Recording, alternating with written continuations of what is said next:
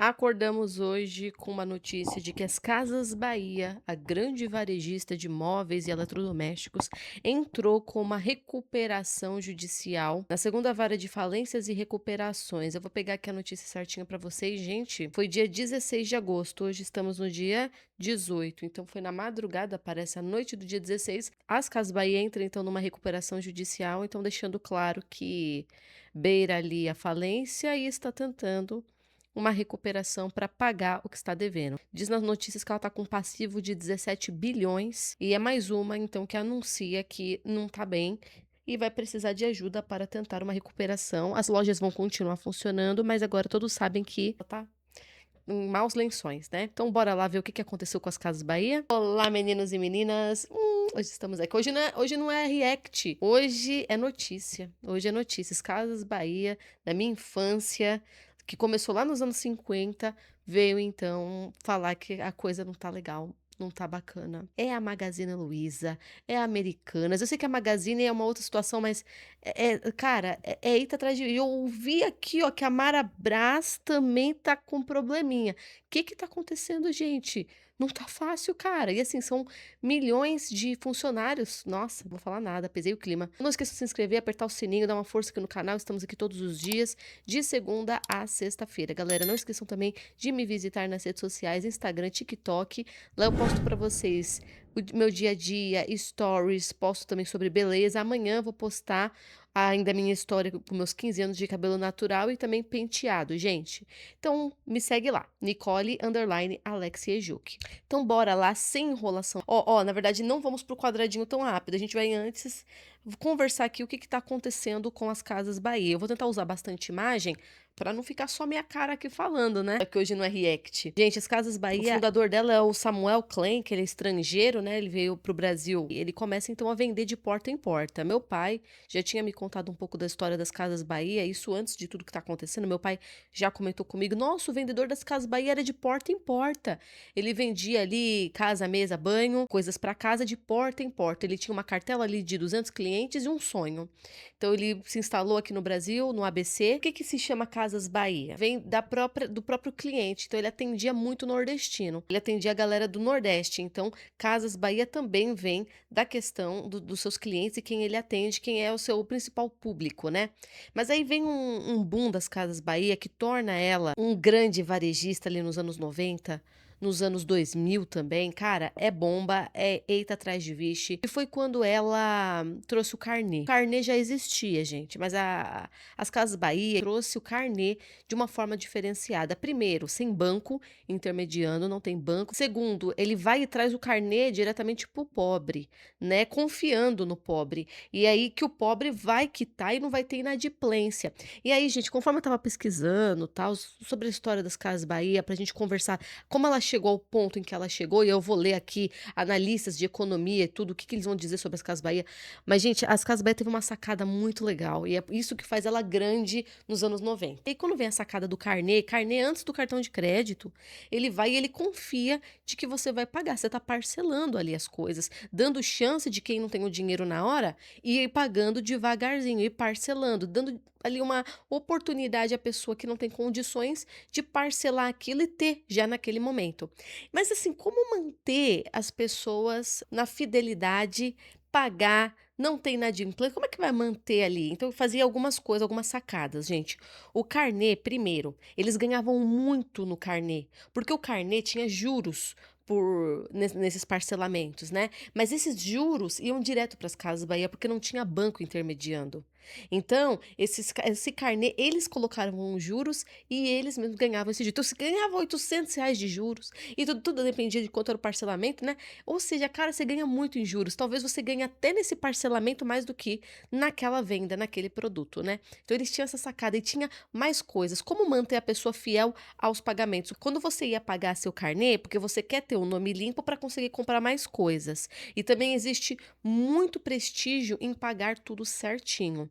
E caso a pessoa se tornasse inadimplente, a própria Casas Bahia negociava com a pessoa, ou seja, não vai para uma execução, não vai ter problema com o banco, não vai travar suas contas, não. Então ele mesmo tentava a negociação e diminuir as parcelas. E como você queria comprar mais e a concorrência não era tão grande na época, você aceitava esse parcelamento das Casas Bahia. Então tudo ela ganha no parcelamento, ela ganha nos juros, ela ganha nesse carnê, ela ganha nos produtos, pouca concorrência, ela vai ganhando em tudo ali naquele formato. E existem, claro, os pontos negativos, porque assim como ela ganha totalmente os juros, ela também tem que lidar com a inadimplência total. Não tem banco ali para ressarcir ela. E ela começa a ganhar nesse formato. E para manter a pessoa fiel, fazia assim: na hora de pagar o carnê, você tinha que ir lá pessoalmente.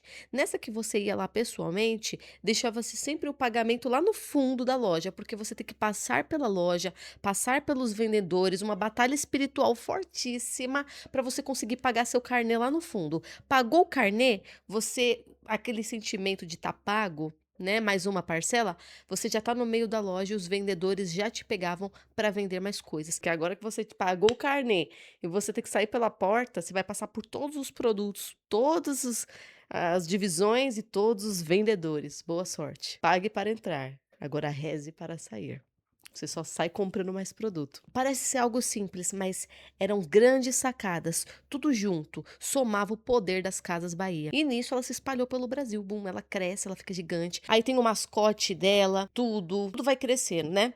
E as Casas Bahia, então, ela fica nesse formato. E é óbvio, né, gente? Não é pra sempre, né, cara? Todo o formato que ela tá, ou seja, ela ganha muito além, ela ganhava muito além de eletrodomésticos, ela ganhava muito além da venda daquele produto. Ela ganhava em cima de todo o esquema para fazer pagamentos, como parcelar, como fazer os juros, como tudo, papapá, papapá, papapá. Conseguia, assim, se crescer e aumentar cada vez mais, né? Fora isso, os seus concorrentes, às vezes, não conseguiam o mesmo espaço que ela. Ela estava fidelizada, né? O cliente estava fiel a ela, né? E aí, ela também passa, gente, por algumas complicações nos anos 2000. Eu era criança, eu já sabia da novela que estava acontecendo nas Casas Bahia, ela sendo uma gigante, tá? Ela sendo uma gigante, ela sendo forte, nem perto do que tá acontecendo agora. Mas as Casas Bahia deu um problema, porque ela fez uma propaganda chamada Quer Pagar Quanto? Vocês lembram disso? Licença, gostaram da geladeira, né? Veremos. Então vão levar. Sei não, esse mês tá apertado, viu? Mas preço não é problema. Ó, quer pagar quanto? Né? Sei lá. Pode dizer, quer pagar quanto? Ó, eu vou fazer o seguinte, eu vou mexer no preço dessa geladeira, vocês vão ver, vocês vão acabar levando geladeira e muito mais, olha só. Refrigerador Consul, só R$ 599 à vista ou apenas R$ 59,90 mensais. Se você quer pagar quanto? Porque o que você quer, aqui você pode. Vocês lembram dessa novela que deu? Quer pagar quanto? Lembra do garoto propaganda das Casas Bahia falando quer pagar quanto na televisão? Quer pagar quanto? Deu ruim, mas deu ruim. Se tornou folclore do varejista, o folclore. Uma lenda urbana, mas reza a lenda de que muitos clientes começaram a ir nas lojas e pegar o produto, chegar no caixa e dar um valor assim nada a ver. Por quê? Porque vocês disseram quanto eu quero pagar. Quer pagar quanto? Então eu quero pagar R$1. Eu quero pagar R$2. Isso aí é propaganda enganosa. É claro que o cliente já chegava, ó, já tá ligado, ó. Propaganda enganosa, eles vão ter que cumprir com o que eles estão falando, senão eu vou processar eles. Sabe, umas coisas assim começaram a acontecer. Reza a lenda, folclore brasileiro de última geração aqui, ó. E aí as Casas Bahia, sendo folclore, sendo mito ou não, ela mudou rapidinho a propaganda, ela mudou rapidinho. Quer pagar quanto? Tinha letras miúdas. Não é bem assim. Pare de ser palhaço, você sabe muito bem que isso é propaganda.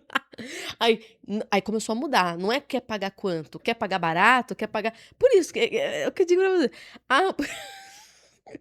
É melhor nesse caso ficar com a propaganda das Marabras, ó. Lojas Marabras, termina. Isso mesmo, já tem de cor. Agora, quer pagar quanto? Sabe? Deu briga. Deu briga. Primeiro que não rima. Segundo que deu briga. Então, as Casas Bahia, ela passa por N questões, gente. Mas, independente, ela é uma gigante e vai crescendo, né? Só que aí começa a vir o tropeço da nossa vida, né? Que a gente tem que se reinventar. O carnê que era o forte das Casas Bahia, ele perde o carnê. Porque o carnê em si sai. Agora tem crédito de cartão e crédito diretamente para o pobre. Crédito diretamente para o público que se interessava pelas Casas Bahia. No caso, grande parte de nós aqui, né? E aí, agora a gente tem crédito do banco. A gente consegue consegue negociar com os bancos liberam crédito e tudo, e apenas um cartãozinho, e eu não tenho que ir lá pessoalmente, eu vou no próprio banco, eu não preciso passar nas lojas, enfim, começa a trazer uma tecnologia, tá mudando, as coisas estão mudando, né, elas começam a mudar, e aí ela começa a perder nisso, porque agora a pessoa quer pagar no cartão. Entendeu? Agora é uma briga entre banco e carnê, sendo que o banco já liberou, a pessoa quer pagar no banco, os juros vão para o banco, ela não tem mais controle sobre isso e o carnê aos poucos começa a ir embora. E o que acontece também é a mudança do consumidor somado com a concorrência. É claro que mais profundo que isso, né? Mas acontece de que antes a fidelidade, as pessoas fugindo da inadimplência, tendo um número maior de pessoas pagando com juros do que pessoas aceitando ficar endividadas, isso acaba mudando. Muitas pessoas dizendo: "Carnê? Você vai fazer o quê? Vai me colocar no SPC?" SPC da época, né. "Vai me colocar no SPC? 5 anos, meu nome já tá limpo. Ah, mas não vai poder mais comprar nas Casas Bahia." Eu compro em outro, agora tem outro. Então muita gente começa a mudar. Muitas pessoas não conseguem pagar e muitas pessoas acabam aceitando que vão comprar e não pretendem. Então começa a aumentar o número de pessoas que não estão pagando seus carnês, e aí começa a dar um preju, um desequilíbrio. Porque esse esquema que eu falei para vocês, que mantém ela de pé e é muito bom, e foi uma sacada inteligente, ela é um tris, é um castelo de cartas para o negócio desabar. Basta as pessoas, sei lá, colocarem na cabeça que não vão pagar. Quer saber? Não vai ter que lidar tanto com isso, não é uma coisa tão difícil de lidar. Eu não vou pagar o carnê. Aí começa a mudar, aquilo que parecia ser muito bom começa a ficar ruim. E aí existia todo um esquema nas Casas Bahia de, na hora de pagar o carnê, a pessoa passar pela loja inteira, já olhar um monte de coisa e comprar mais coisas. Já começa a quebrar tudo isso. Ela já começa a sofrer. E isso só com a troca da forma de pagamento. Mas ela segue sendo uma gigante lucrativa, feliz, seguindo. Mas aí começa a grande mudança de uns anos pra cá que todos nós pegamos, gente, a China. É um monstro que engole todos nós. A China, ela vem, ela engole. Porque as Casas Bahia, por incrível que pareça, terceiriza a fabricação de seus móveis, ela revende muita coisa e aí quebra, porque a China, ela trouxe o quê? Ela trouxe um novo negócio, tem até o nome, é CVCB, independente, que é consumidor final com fábrica. Então a fábrica tendo contato com o consumidor final, enquanto as Casas Bahia não é fabricante, ela é intermediadora. Intermediadora. Às vezes ela vende lá às vezes ela vende eletrodomésticos, o quê? Da Mundial. Ela vende eletrodomésticos de marcas que são fabricantes e ela está vendendo nas Casas Bahia, ou seja, ela está intermediando entre a fábrica e nós, pois a China veio e disse: negocia direto comigo, eu vendo direto para você muito mais barato. Consumidor final, né? Ela toma uma lapada nisso. Muitos de nós comprando eletrodomésticos, comprando muita coisa direto da China, não importado, mas comprando da internet. Eles entraram nos marketplace, que é outra lapada que as Casas Bahia toma, para chegar até o ponto que está agora. Marketplace vieram, então o marketplace é um intermediador entre China e nós, né? E um marketplace agressivo, mega agressivo, nos descontos, nos juros baixos, nos cupons, na fidelidade do cliente. Um novo monstro nasceu. E agora não é mais ela. O que as Casas Bahia fez? Montou seu marketplace também. Tudo isso que eu tô falando é porque eu sei que eu também trabalho com marketplace também. Agora, isso que eu tô falando, nem falaram pra mim aqui, nem citaram isso aqui.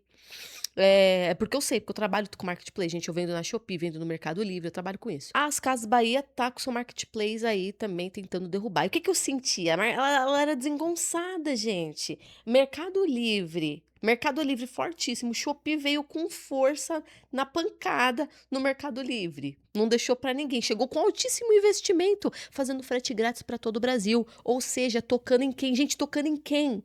Quando a Shopee faz frete grátis para todo o Brasil, quem que ela pega? Ela pega o Nordeste, que sofre com o frete. Não, um monstro nasceu e tocou exatamente no cliente das Casas Bahia. Demorou um tempo, porque o marketplace veio e ele ainda não era tão forte em móveis, então as Casas Bahia continuam ali fechadinha. Quando o marketplace começou a vender móveis, sofá, eu mesma tô negociando meu sofá Tô negociando meu sofá pela Shopee, gente. Minha amiga indicou um sofá maravilhoso pra mim, mega confortável. Você acha que eu tô indo em loja? Aqui. E aí, cara, quando começou a vender, aí vem. E aí as Casas Bahia tentam entrar com o marketplace dela, porém desengonçada.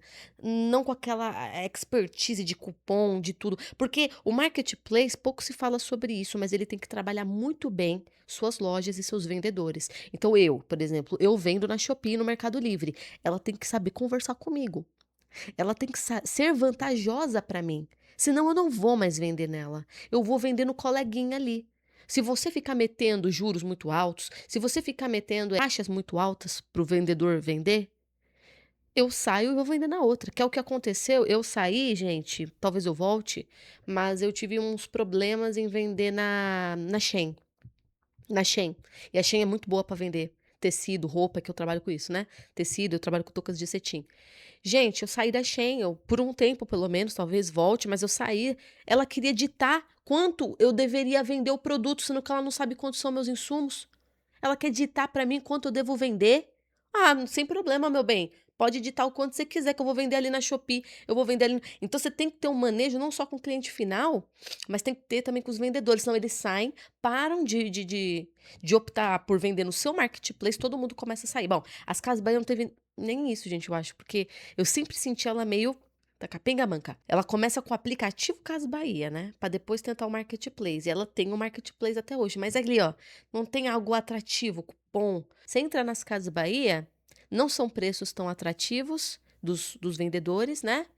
E também não tem tanto produto. Ou seja, muitos vendedores não querem vender nas Casas Bahia. Não querem, eles querem ir pra Shopee, eles querem, porque ali tem mais cliente. Aí você procura nas Casas Bahia aquele produto, quando encontra não tá mais barato, quando encontra tem pouco produto vendendo.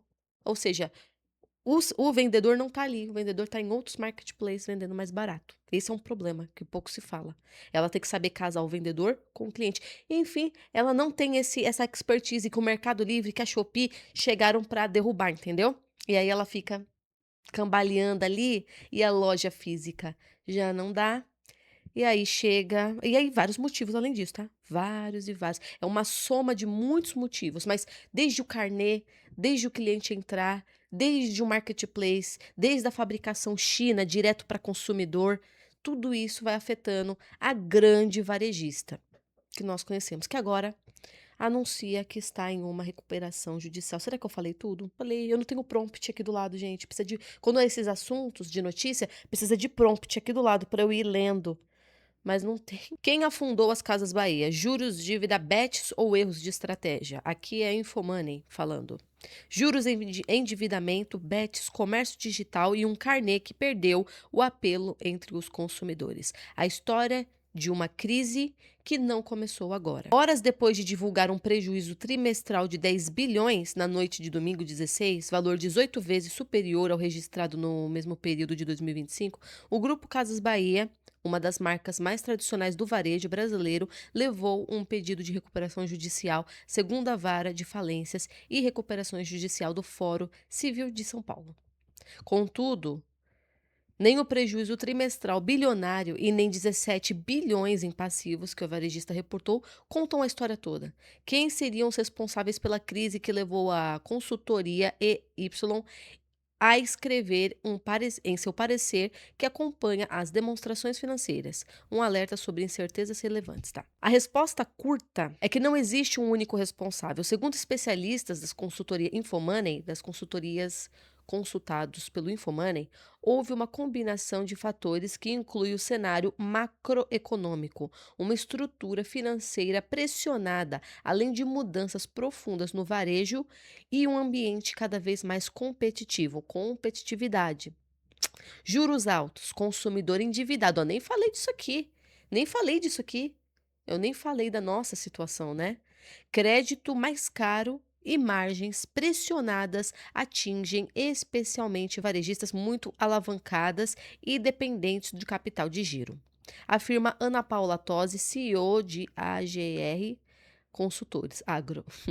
No caso de móveis e eletrônicos, isso pesa ainda mais. São estoques caros, tickets elevados, vendas parceladas e uma operação logística relevante, completa. O que que acontece, gente? Esqueci até de falar para vocês. Outra coisa que a Casa Bahia tomou foi que ela também tinha um esquema de você entrar na loja, comprar coisas grandes, como uma geladeira, um fogão. Naquela época não era cooktop, não, era fogãozão. Então, fogão, micro-ondas, geladeira. Você comprava um item grande e os itens pequenos você também comprava lá, como jogo de panelas, talheres, copos. A todo momento comprando copo, porque quebra, copo quebra. Comprando talheres, porque às vezes perde talher. Panela, porque acabou, sei lá, descascando. Então, ela não ganha só no produto grande, porque o produto grande vai ficar muitos anos com você. Uma geladeira você não fica trocando todo mês. Uma geladeira você não troca uma vez por ano. Mas copos, talvez a cada 6 meses, ou um ano, ou 2 anos, você vai comprar ali mais jogos de copos. Você queira um jogo de talheres mais bonito para receber as pessoas na sua casa. Às vezes você compra jogos de xícaras, que são enfeitados, muito bonitos e caros, e eles podem acabar quebrando e você tendo que comprar mais. E aí, eles ganhavam em alguns produtos que podem ter um giro um pouquinho mais frequente, um cliente voltando ali, que já comprou e precisa comprar de novo. Ele tinha isso, e ele perdeu isso, porque a China, os marketplaces vieram e começaram a vender panelas, garfos, copos, não precisa mais, entendeu? Cada eletrodoméstico pequenininho, uma air fryer, um mini forninho, tudo agora você pode comprar sem sair de casa, então ela não tem mais esse o cliente entrando, ela comprando e conseguindo. Mas é como essa especialista Ana Tosi falou, vários motivos, não só dentro, mas também fora dela, como nós estamos, como está a nossa condição, né? Vocês julgam que o brasileiro está endividado? Como é que tá a situação? Mas eu acho que não tá um momento bom para as varejistas, gente. Tá, porque o cenário tá mudando. A China tá entrando e já entrou com tudo no Brasil. E agora a briga não é só interna, mas também externa. O formato de venda mudou, todo mundo comprando online. E aí você que era especialista no cara a cara, tinha até uma estratégia para o cliente te entrar e comprar mais, agora você se vê numa situação de. Pra vocês terem uma noção, a Magazine Luiza nasce o marketplace da Magazine Luiza para tentar bater a Amazon. Pois não conseguiu, teve que fazer acordo com a Amazon e está vendendo dentro da Amazon. A Magazine está vendendo seus produtos dentro do aplicativo da Amazon, como se ela fosse um vendedor da Amazon.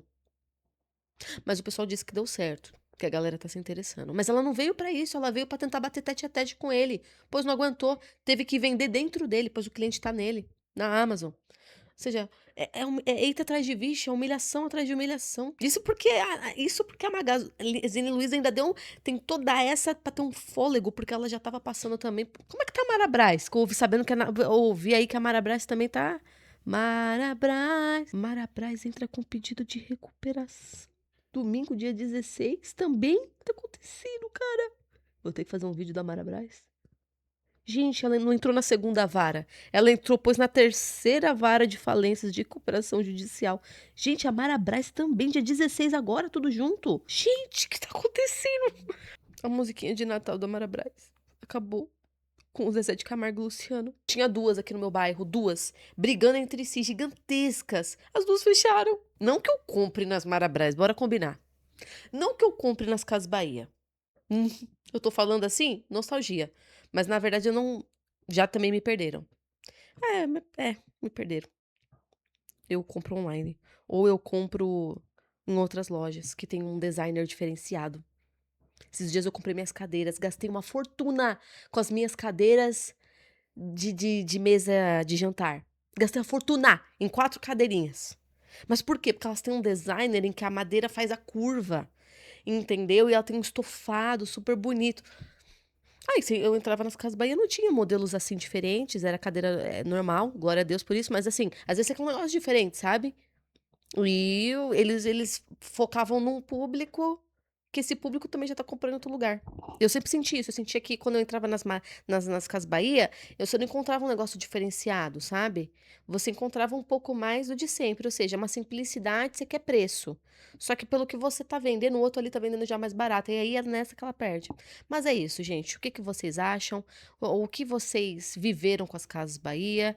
E o que que vocês acharam do que tá acontecendo com Casas Bahia, Marabras, Magazine Luiza, Americanas? Me conta aqui que eu quero saber. Então é isso, obrigado por terem assistido. Não esqueçam de se inscrever, apertar o sininho e beijo!